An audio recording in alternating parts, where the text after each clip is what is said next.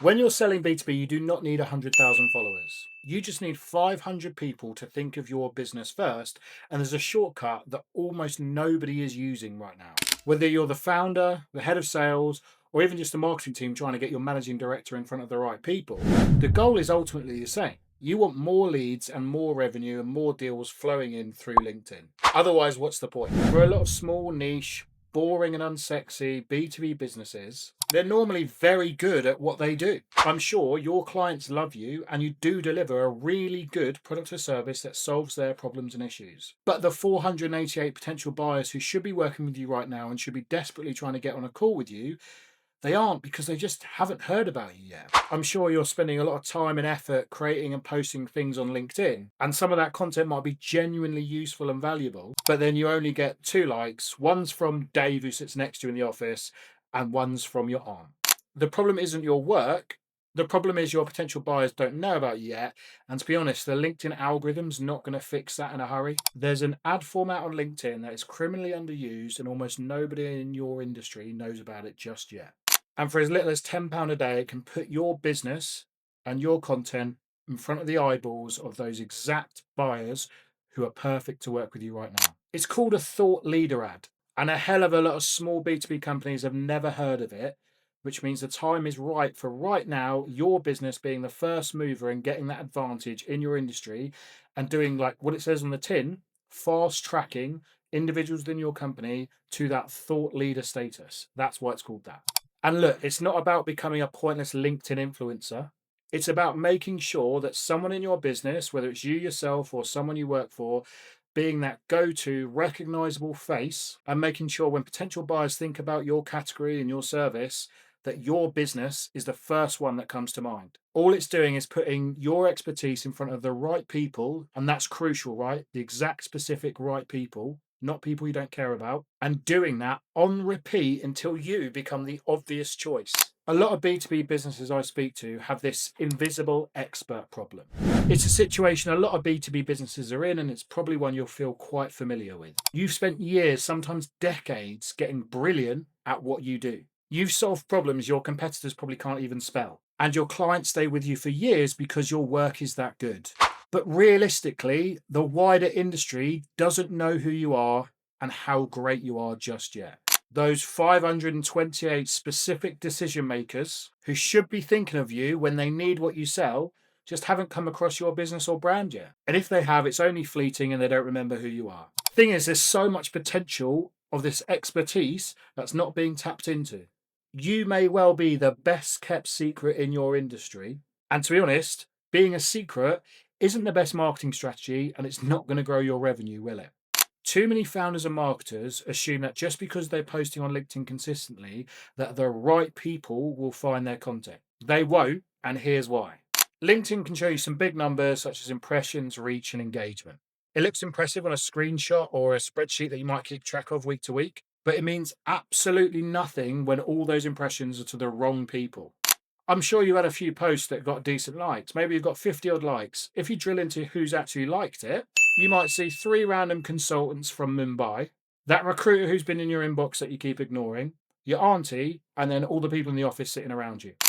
And don't get me started on the fake automated AI comments from people just trying to promote their business, and it's not a great strategy at all. Gobbledygook comments with great insight. Ugh, hate it. Not one of these people will ever buy from you. Some of them are on your payroll.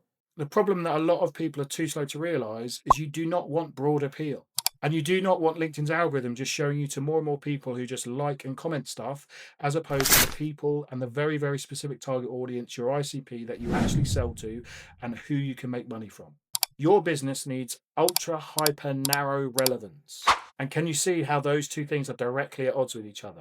The reality check is you could have 12,000 impressions this week, but they're worth so little compared to 500 impressions from the specific right people. And here's a bit of like a dirty secret. If you think about maybe some people within your industry that you might look up to because they're smashing it on LinkedIn, they're getting loads of engagement, loads of likes, loads of reach, they're considered maybe famous in the industry. Look at actually who follows them and look at who actually comments on their posts. So often, it is not potential customers, it's actually competitors and people also within their industry. You've got accountants creating content for other accountants that only accountants see.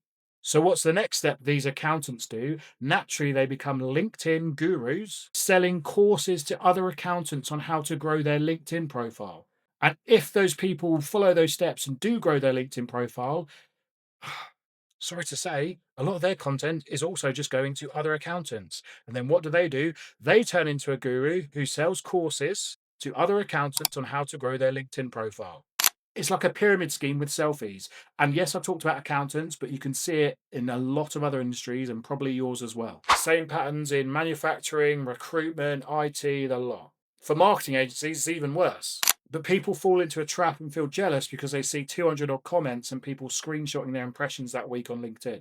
There's a massive difference to being famous on LinkedIn and being famous and well known to the people that can actually buy your core product and service. So don't fall into the trap of just creating content for an echo chamber versus actually reaching the people who you care about reaching. The annoying thing is the algorithm makes it worse because it prioritizes and rewards engagement bait. And again, don't be discouraged if you don't have a million engagements and comments going, good job, well done.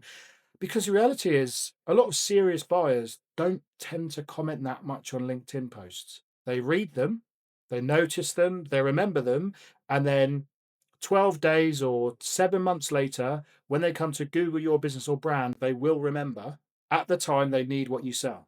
And look, the reality is you probably don't have the time right now to become full-time content machines in the hope that the algorithm cooperates and you go viral. And even then, 95% of your impressions and reach go to people who don't buy from you. So here is the cheat code. LinkedIn thought leader ads allow you to take a post from someone's profile within your business and you can put spend behind it as a paid ad with all the controls over who sees it, just like a normal LinkedIn advertising campaign. The thing that makes them different to conventional LinkedIn ads is it does not look like an ad because it comes from a human profile, not a company. When someone scrolls past a LinkedIn thought leader ad, they see an actual profile and they just assume, right, that's in my feed because of its popularity, engagement, or relevance that the algorithm deems, and so it should be showing to me. So what you're really doing is manufacturing that organic virality and person-to-person marketing, but you're doing it to a super specific audience. And that difference in trust and recognizability and familiarity over time is enormous. The key to getting this right isn't just pressing boost post and letting LinkedIn control the audience. No, you want to drill down and get super specific, like I said, around the 485 people that you can sell to right now. I've got loads of videos covering how to create those audiences, how to upload specific company lists, whether it's from your CRM or a dream list of companies you want to work with, layer in job titles, layer in exclusions, so you make sure you're really speaking to the people that matter.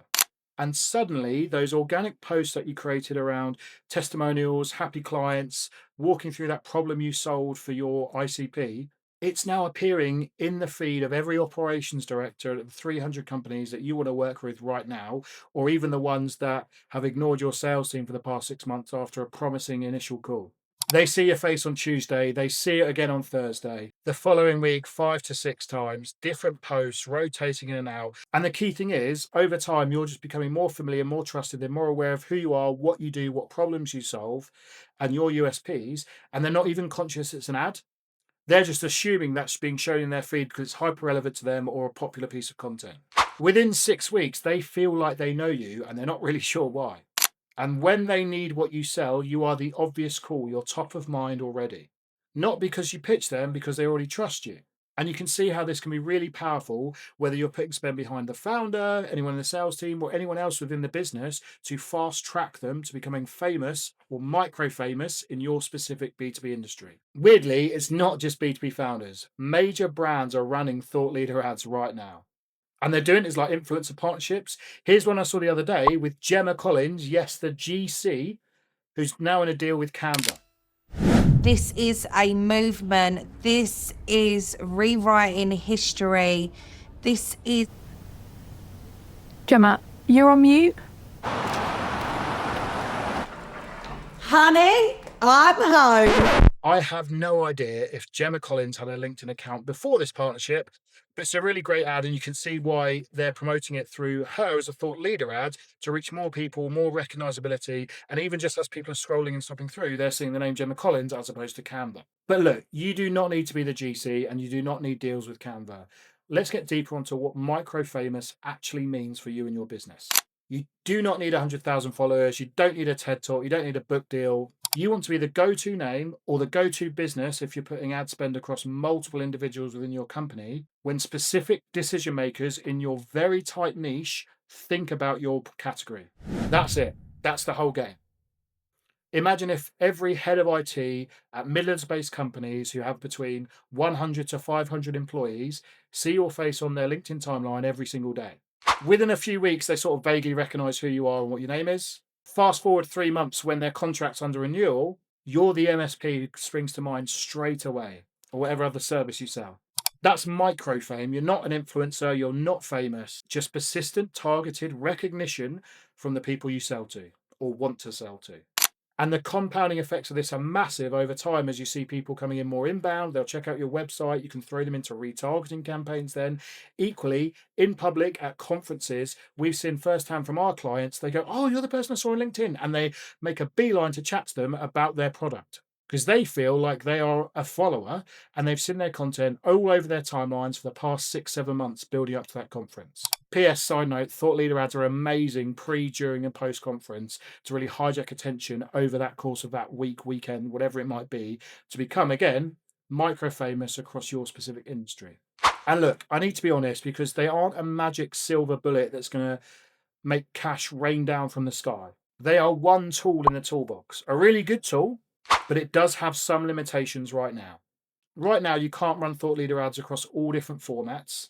And also, they're only optimized currently for engagement rather than conversions or website traffic like other LinkedIn ads. Think of thought leader ads more as a top of funnel thing because they build the trust and recognition that make all your other ad campaigns and indeed marketing outside of advertising work even better. They can work solo on their own to have real impact, but they work even better when they're part of a cohesive campaign structure that's delivering leads 24/7. Whether that's retargeting ads to your website, even things like Google ads, LinkedIn DMs, cold email, if they recognize the name and who it's coming from, those ads are going to perform much, much better.